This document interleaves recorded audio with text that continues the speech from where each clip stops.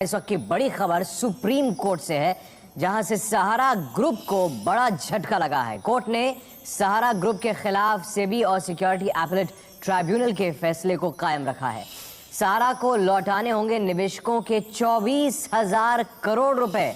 सेबी का आरोप था कि सहारा रियल एस्टेट और हाउसिंग ने गलत तरीके से डिबेंचर जारी कर ये पैसे निवेशकों से उगाहे। ब्याज समेत पैसा चुकाने का आदेश दिया था सेबी ने, जो कुल 24,000 करोड़ बनता है। और अब ये पैसा सहारा ग्रुप को लौटाना होगा और इसके लिए 3 महीने का वक्त दिया गया है। हमारे साथ एबीपी न्यूज संवाददाता निपुण सहगल जुड़ गए हैं, उनसे बात करते हैं। निपुण, बड़ा फैसला और बड़ा झटका सहारा ग्रुप के लिए, जिन्हें अब निवेशकों के 24,000 करोड़ रुपए सुप्रीम कोर्ट के आज के आदेश के बाद लौटाने होंगे। बिल्कुल, बहुत बड़ा झटका है सहारा के लिए, क्योंकि 17,400 करोड़ रुपए उगाहे गए थे बाजार से कन्वर्टिबल डिवेंचर्स के थ्रू, जिसमें सेबी का ये कहना था कि सेबी को लूप में नहीं लिया गया और ये कंपनियां लिस्टेड नहीं थी सेबी के पास और गलत तरीके से डिवेंचर्स जारी करके बाजार से पैसे उठाए गए। तो इसमें सेबी ने साफ तौर पर ये कहा था कि ये इस तरह का डिवेंचर्स नहीं लाया जा सकता था और पैसे ब्याज समेत लौटाने पड़ेंगे।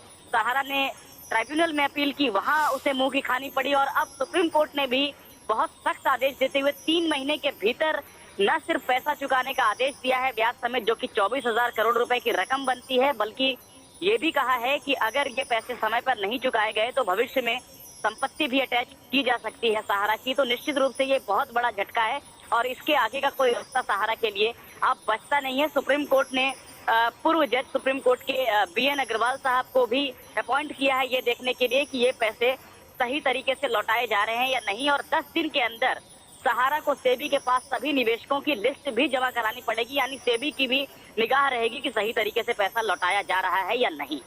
जी निपुण, इसका मतलब ये हुआ कि सुप्रीम कोर्ट के आज के फैसले के बाद कोई और रास्ता अब सहारा के लिए भी नहीं बचता है कि किसी और दरवाजे को खटखटा के कहीं राहत की वो उम्मीद करे। इस फैसले को अमल में लाना ही होगा। देखिए, सुप्रीम कोर्ट ने बहुत विस्तार से इस पर सुनवाई की है और कोई जल्दबाजी में यह फैसला नहीं लिया गया है।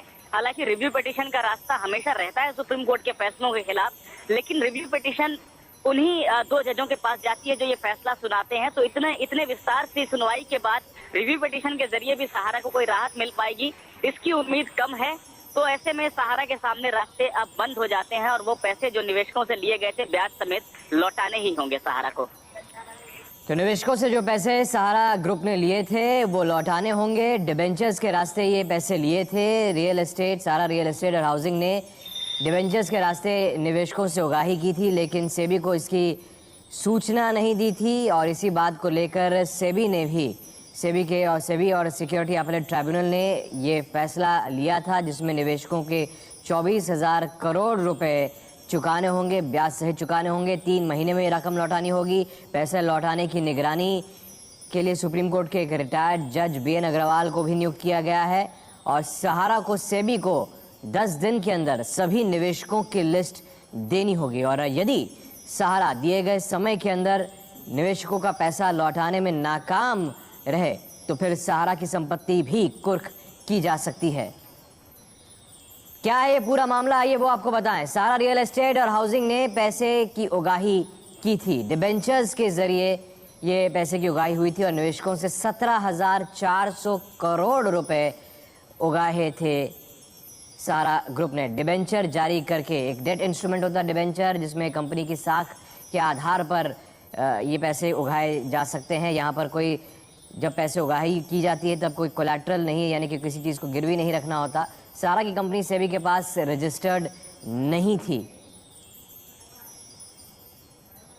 और सेबी ने सहारा को पैसे लौटाने को कहा था, क्योंकि इस तरीके पर, क्योंकि लिस्टेड कंपनी नहीं थी और डिबेंचर्स के माध्यम से इसको उठाया गया था, इसलिए इस पैसे को लौटाने के लिए कहा था। सिक्योरिटी अपीलेट ट्राइब्यूनल में सहारा गई थी और सिक्योरिटी अपीलेट ट्राइब्यूनल ने अपील को ठुकरा दिया था। फिर सुप्रीम कोर्ट का दरवाज़ा सहारा ने खटखटाया। अब सुप्रीम कोर्ट ने भी इस अपील को खारिज कर दिया है। नतीजा ये हुआ कि 3 महीने में पैसे लौटाने होंगे।